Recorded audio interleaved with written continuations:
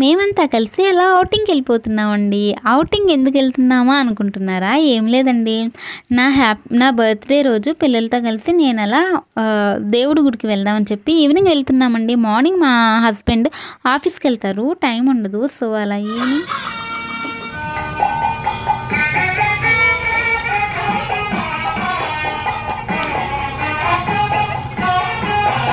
Evening మేమంతా కలిసి టెంపుల్కి వెళ్ళామండి. చూసారు కదా, పిల్లలు సమ్మర్ టైమే అండి, పిల్లలకి హాలిడేనే ఉంటుంది, బస్ హాలిడేసే. బట్ మా హస్బెండ్ ఉండరని చెప్పి ఆయన వచ్చిన తర్వాత ఈవినింగ్ వెళ్తున్నామండి.